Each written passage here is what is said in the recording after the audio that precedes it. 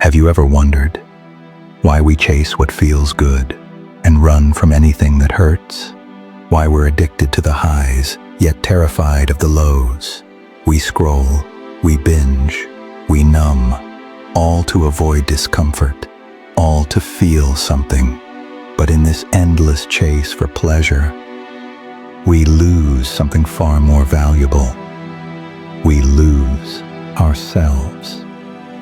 Marcus Aurelius once wrote, "It is not death that a man should fear, but he should fear never beginning to live.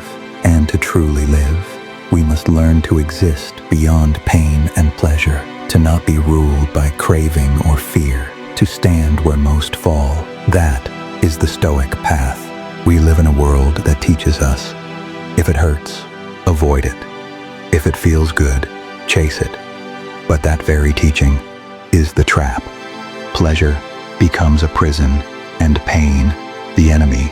The Stoics, those ancient rebels of the mind, they flipped the script. They said, don't avoid pain, transform through it.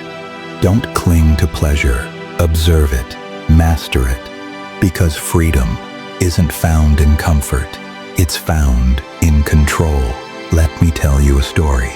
There was once a young man, born into chaos, abandoned by his father, betrayed by life too early. He sought escape through parties, fame, lust, anything that numbed the ache inside. And for a while, it worked. The world praised him. But inside, he was dying. Until one day, he picked up a book, a dusty old text on Stoic philosophy, and one line struck him like thunder. You have power over your mind, not outside events. Realize this, and you will find strength. That was the beginning of his rebirth. He stopped escaping. He started enduring. And slowly, he became unbreakable, not because he felt no pain, but because he transcended it. What if you could do the same? What if you stopped chasing every craving and started asking, is this helping me grow?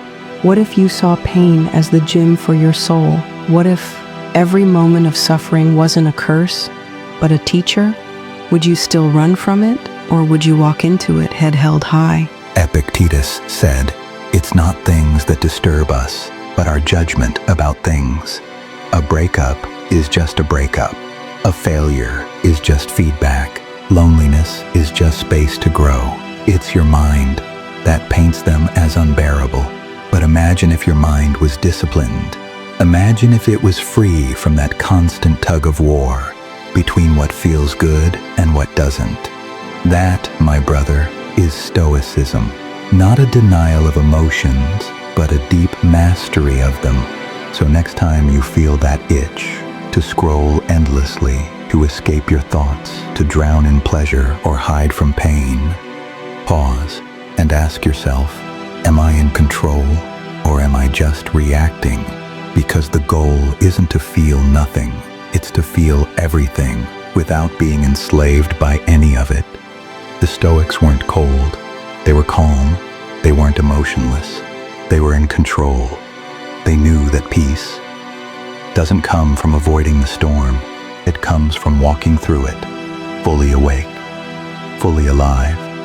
So walk your path, not with fear, not with craving, but with power, with stillness, with courage. Because only then will you know what it means to live beyond pain and pleasure.